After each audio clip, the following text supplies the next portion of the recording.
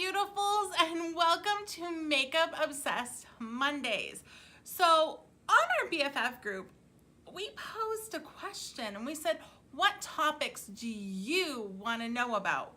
Well, one of you responded that you wanted to know about brushes, that you had no clue which brush did what you would use it for, which ones do you need. There are so many out there. Like, you ready? So many out there. Today, I am going to tackle the most common used brushes, what you use them for, how you use them, and brushes to stay away from for certain things. I happened to talk to another one of our viewers last week while I was away, and she was using a brush that was not right for what she was using it for. So today, it's all about brushes. This one might get long, so if you need to go grab a drink and grab a snack, do that. While we wait for you to come back, I need you guys to do two things. I need you to like this video so that we know that you like the content. Second is to subscribe. You do not want to miss a single episode of Makeup Obsessed Mondays, and the only way to make sure of that is if you subscribe and you hit the notification bell down below so that you are notified every time we upload a new video. So without further ado, let's get in and tackle some of these brushes. First off is foundation. Now, I personally use a beauty sponge to apply my foundation. I have some texture, I have some fine lines. It just works better for me. Now, that doesn't necessarily mean it's gonna work better for you. That's what makes makeup and makeup applications so great. So there are a couple different makeup brushes that are made for foundation that you can use. The first is the paddle foundation brushes. These, I swear every kit has them, and very few people I know of use them for foundation. They are definitely a flat paddle brush. This one's by Coastal Scents and this one's by e.l.f. And what you do is you literally paint it on your face. Now, I don't like these for foundation. On me, they streak, and I have a very hard time getting them to blend and give me that airbrush look that I'm looking for. But I will say, for applying face masks, these are phenomenal. The e.l.f. one is actually my favorite. It is definitely a synthetic brush. It does not soak up any of my face mask, and I can really get in around my eyes. I can get in my nose and pack it in this little crevice right here. It's easy to go around my eyebrows so I don't get in my eyebrows. I love these for face masks, not so much for foundations. But if you're looking to try something new, like I said, everyone seems to have them. e.l.f. has them. They're only a couple of dollars. You should pick one up, try it, see if you like it. If it doesn't work for foundation, it will definitely work for your face mask. There is another type of brush that's used for foundation, and it is these. Definitely a big difference from the paddle brush. These are more of a buffer brush. They have densely packed bristles, as you can see. There's not a lot of movement with these bristles, and they're usually round. I have seen some that are more oval in shape, but usually they're round. These ones are by Morphe. This is the Morphe M444, and then this one is the Morphe M439. For the most part, they are similar brushes. The difference is obviously the length of the bristles. You can see the M444 is definitely shorter bristles than the M439. This one is also more dense. So what this is going to do is this is really going to pack your foundation into your face. And what you would do is you would either put a little bit of foundation on the back of your hand or a glass palette or right on the brush. And as you're applying your foundation in small circular motions, you're gonna press it into the skin. And what that's gonna do is gonna press into your pores, it's gonna press into your fine lines, and it's definitely gonna mold the foundation to your face. So you definitely can't see that you're wearing any. The only problem for me is it accentuates some of my texture here, and I definitely see it. This one, the M439, is a little bit more forgiving. It's not as tensely packed, So I get more of a buffed look as opposed to the 444. But again, for my skin, with the texture I have, it just doesn't play well right here. I tend to use these if I'm going to use them on my neck. So if I am really tanned and my neck is not right here, or I've gotten a lot of color right here and I need to blend my neck a little bit extra, I will use these on my neck because I like how they deposit the foundation. That's what I use them for, but a lot of women will use these on their face. These are not expensive. The M439 is $14 and the M444 is $13. These are both by Morphe, and like I said, they really are good brushes. For me, I just don't like how they perform. Next, we're talking powder brushes. Now, I love me a good powder brush. Powder brushes are going to be a lot more fluffy. And as you can see, I have 3 different powder brushes here. The first one is by e.l.f. and this has probably become a new favorite recently. The one I was using from Morphe, I had a little bit of mishap and all the bristles fell out. And I'm working on getting a replacement. So I reached for this guy. I think he's $6 or $8. It is definitely teeny tiny and it's a Kabuki brush. And as you can see, it is fluffy. There's a lot of bristles, it's round, it's dome shaped, but it is fluffy. And what this will do is this will do a really good job of putting your powder on your face. So it will make sure that you don't get cake face because they're so fluffy of bristles that it just kind of works your powder in. Another brush that I love is by Aesthetica. This is the P12. As you can see, it's still fluffy, definitely not as many bristles as the Kabuki, but it's longer bristles that are fluffier. I love this brush if I'm doing a more natural look. I like how it lays down the powder. It doesn't pack it on as much because the bristles have a lot more give to them. I also like this if I bake under my eye with a setting powder. It's great to brush that powder away. Third one is by Morphe and it is their G36 brush, and you can definitely see a difference in the two. This does a specific kind of powder. This one is really made for powder foundation. So if you're one of the people that don't like a liquid foundation and you want to use a powder, go with something like this. You can see the bristles are not as dense, they're not as closely packed together, even though size is similar.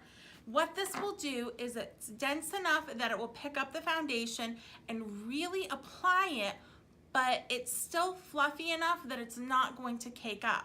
This is my go-to for blending down my neck. I love this brush. I love that it's just dense enough, it's just hard enough, but there's still a lot of movement to the bristles that it gives me a nice airbrushed,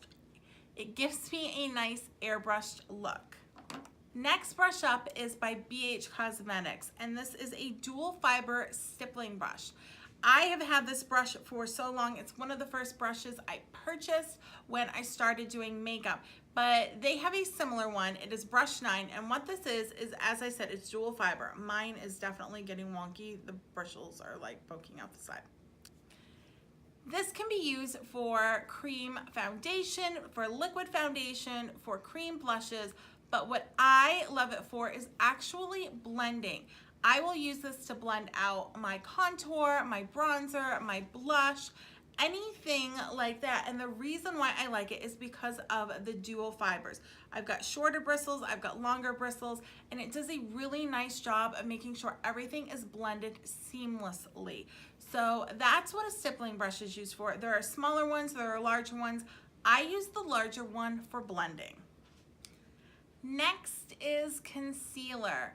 Now, I conceal under my eyes. I'll also conceal around my nose and sometimes on my chin. Depending on what I'm concealing and how much I need to conceal will depend on the brush I use. And one of the brushes I use actually wasn't made for concealing, but I love how it works for that. So that is a good tip, is just because a brush isn't made to do something doesn't mean it can't do something. The first brush I'm going to talk about is by iBeauty. I happen to pick this up at TJ Maxx, I believe, or Marshall's. I don't know, one of those stores. And it is definitely different from all my other brushes because as you can see, the bristles look almost like a toothbrush. It is very densely packed. It is so soft and they really don't move. And this is great for working in concealer under the eyes. Where I love to do it is around my nose with foundation or concealer. It works well to press the product into the little crevice right here. I love this thing. There are a ton of different brushes out there like this. Some are foundation, some can be used for the eyes. I only happen to have the one right now. I just haven't invested in any other ones, but I can tell you from this one, I absolutely love it.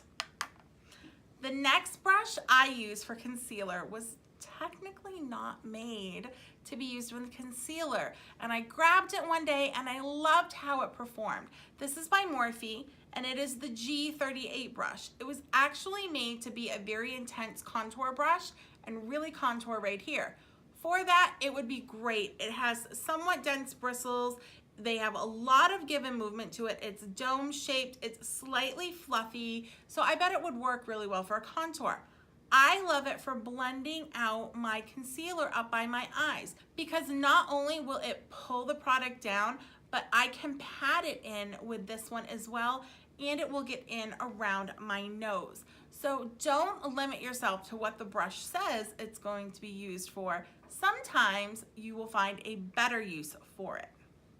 So as I said, the Morphe G38 was meant to be a contour brush, but that's not what I use it for. Instead, I have different brushes I use to contour.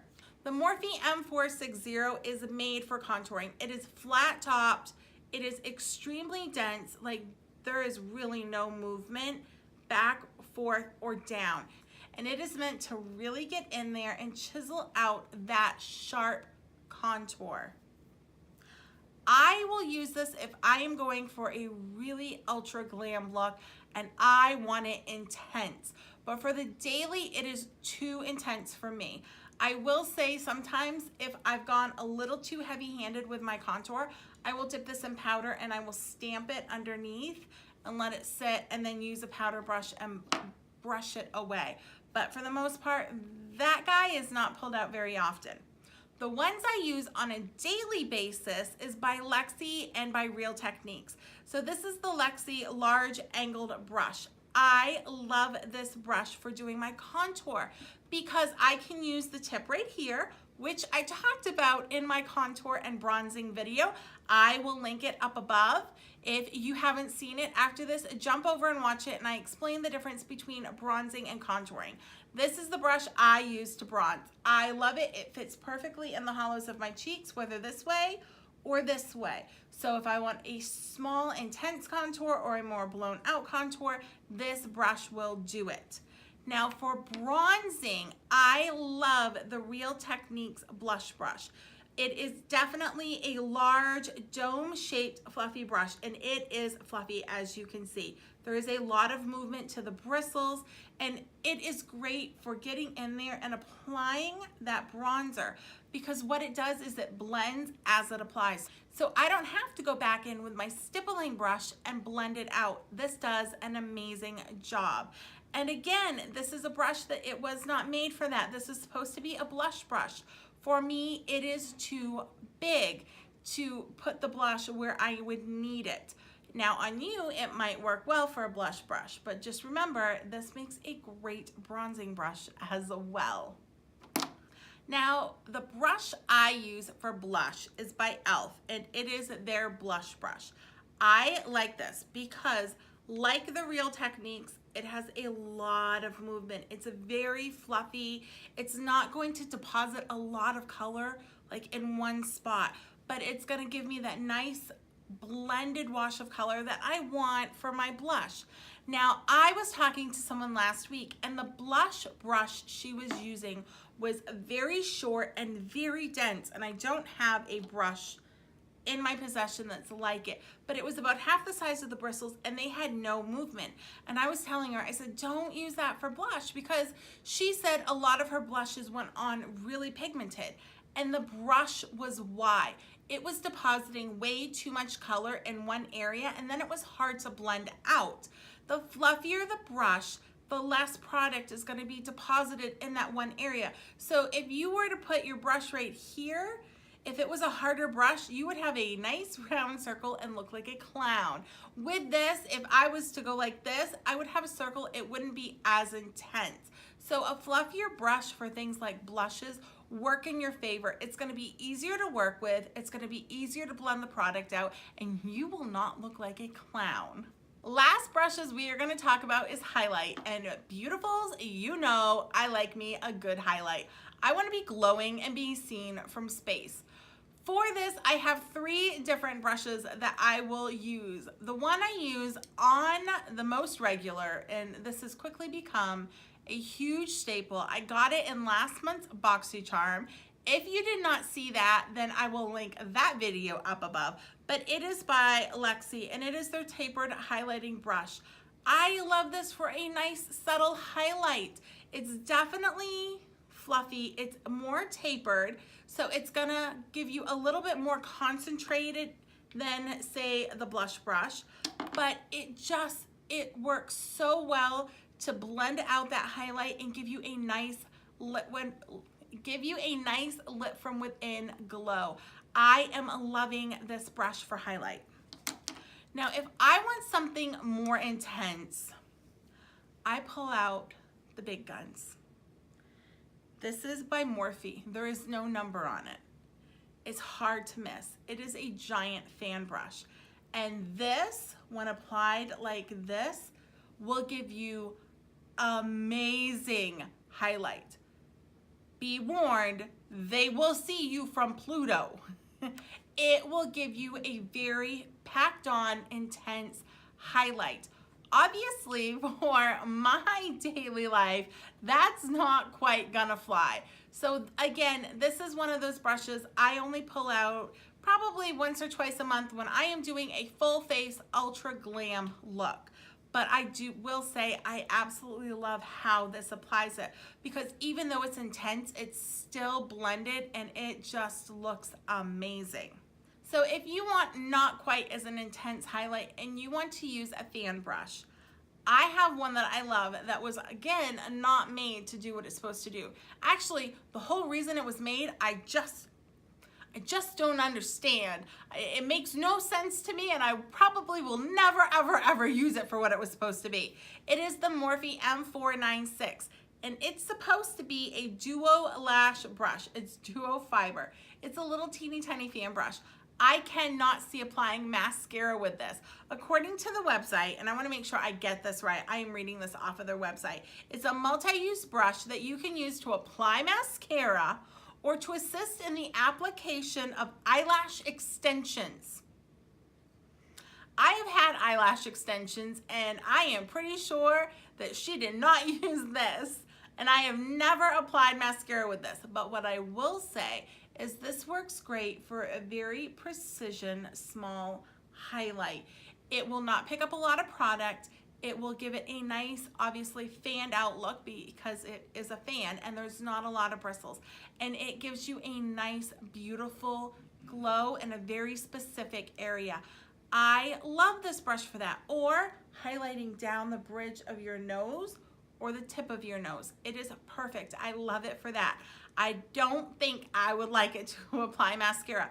To me, the bristles have like way too much movement. Do you see that? Like, you can bend them. And when I want to apply mascara, I don't want the bristles to have more give than my eyelashes. So we are moving on to eyes. And what's sad is I have probably more eye brushes than I do face brushes. And this is just a small sampling. I didn't want to overwhelm you. I definitely like eye brushes, but then again, I like doing my eyes and my eyeshadow, so it makes sense. First brush we're going to talk about is by Anastasia of Beverly Hills, but it is a dual-ended brush. There's a spoolie on one end, and there is a very teeny tiny angled brush on the other. It is very dense. It does not move. And I use this for my brows. I love how small it is. I love how dense it is because it will really get in and apply the product because I use pomade. It does a really good job with it. I love this brush. Eyeshadow brushes. There are definitely different types. The first type we're going to talk about is the kind that will actually apply the shadow to your lid. I have two that I use, one of which was not made to do that, but again, I repurposed it for what I thought it worked best doing. The first one is by e.l.f. and it is their eyeshadow C brush. And it is very dense, very short bristles, not a lot of movement, just a little bit, and this will pack the color onto your lid. And by that, I mean the movable part of your lid right there, it will put and deposit amazing color. That is all this is used for. Don't try to blend this out for a smoky eye or blend out your crease. It's not going to work. This is a one job brush and his job is to apply color to your lid. So that is what this is used for. The next brush that I use is technically a concealer brush. So you know how we have the one brush by Morphe that I use to pull my concealer down like this? That's what this guy is supposed to be used for. I don't like how it applies concealer, but I love how it applies eyeshadow to the lid, especially where I can wet this with some setting spray and foil my shadows like I have today to really bring out the pigment and intensity of it. I only use this on my lid and I love this. It is by e.l.f. and as I said, it's the concealer brush. Blending out the transition shade, so the part above where I have color right now, takes a specific kind of brush. Not every brush will work. Like you cannot use this e.l.f. C blush to blend right there. It's just not fluffy enough. For that area, you need to use a fluffy blending brush. I have three here. Two are by Morphe and one is by Luxie, and I love them. The first one is by Luxie, and this is the tapered blending brush. This does such a good job of blending out that transition shade that will help with the rest of the shadows, giving a blended, seamless look. I love this brush. I've had it for a while. It's still soft. As you can see, it's very, very, very fluffy. It's a little bit like tapered, so it's smaller down here and larger up here, and it just does a great job of putting down that transition shade in my crease. The next two brushes, like I said, are from Morphe, and it's almost like they're siblings. This is the M411 and this is the M412. This is a pointed blender and this is a Deluxe pointed blender. They have the same shape. The only difference is there's more bristles in this one and it's a little bit longer in terms of the bristle length, not a lot. I use both of these for blending. This is the first brush I will pick up every day to start my eyeshadow. Every transition shade I put on usually starts with this, and I love how it blends out my transition. If I want to go a little bit more pigmented in my crease with a color, that's when I pull out its baby brother. This is the M411, and again, it does a really good job of getting in there, but it will give you a little bit more intense color payoff. These two brushes to me are a staple for any eye look. There are very few brushes that I think everyone needs to have, and these are two of them. If you want to do any of the eye looks that we do here, these brushes will make it so much easier, and they're not expensive. This one is $6 and this one is $5. So for $11, you've got a good addition to your kit. One of the brushes that I say everyone needs is a good blending brush. I am always saying when I do eye looks to blend, and then when you think you're done, blend just a little bit more to make sure you have no harsh line. The Morphe M518 is that brush. I love this brush. I have a couple of natural hair brushes and I always reach for this one when it's clean. It's definitely a tapered brush. It's definitely fluffy. It's called their Crease Fluff. So obviously it lives up to the name. It is fluffy. I love this. I don't necessarily use it to put shadow on, but to make sure I'm blending everything out and to remove any excess shadow.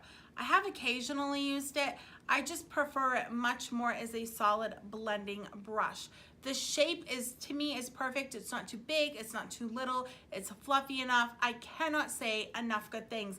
Again, to me, this is a staple to have in your kit. It's $6, and I absolutely love this brush. So what if you want to pack a little bit more color in your crease, or maybe on the outer V of your eye? For that, I will use a smaller fluff brush. This is by Inspire, and this is the 282 Eye Fluff brush. And I like this. There's a little bit of movement to the bristles, which means it's going to help blend it, but they're stiff enough that I can use it to pat the color on and it will stay. I think a smaller brush like this is great, especially if you want to do those intense eye looks. I know the looks I prefer and I love, but I will use this for an everyday look. You know, put a little bit of a dark purple in my outer corner or dark brown, not a lot. I can use it to blend it out into my crease, so I'm only using one brush, and it just seems to do a really, really good job.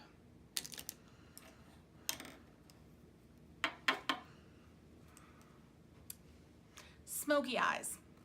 Everyone wants to learn how to do them and not look like you woke up in last night's makeup. There are a few brushes that you need to help you achieve this. One is by e.l.f. and it is the eye crease brush. You probably recognize this. I use this in almost every eyeshadow tutorial. I use this usually on the lower lash line to help blend out color and add color. Or if I want a really intense section on my outer V, I will use this brush. I love this brush because it's fluffy. Put down my other one. It's a fluffy. There is definitely movement to it, but it is little. It really gets in there. It can blend out my lower lash line, and it can apply color on my lid. The other brush I use on my lower lash line with almost every eye look is by Morphe, and it is the M168, which is a precise bullet crease brush. It is teeny, teeny, tiny and extremely dense, and it's pointed. And this I will use up near my lower lash line, especially if I'm working with a dark shadow. I can really get it up in there and it will smudge it out. I love this brush. This is what makes a smoky eye for me. This just makes it look blended. It doesn't make it look like the color's just sitting there, but it will diffuse it out, especially if I've gone in with a flat angled brush. This is by Kabuki, and it is their E23. It is a flat topped brush, and I think I said angled before. Obviously it's not angled. It's just a flat top brush. It's a very dense, and I will use this to pack color on my lower eyelid, and then I will go in with the Morphe M168 and I will blend it out. These two together make a smoky eye on the lower lash line. Speaking of angled brushes, I was getting there, I really was. An angled brush is good for a few things. This is by Aesthetica, and it is a dense, tightly packed angled brush. You can use this to apply like a gel eyeliner. I wouldn't use this on my eye. It's a little bit too big of an angled brush, but you could if you had larger eyes. A gel eyeliner, especially to do a wing, or to apply a shadow like a gel eyeliner to give you a less intense wing. I will use this, but those are really the only two things I use it for.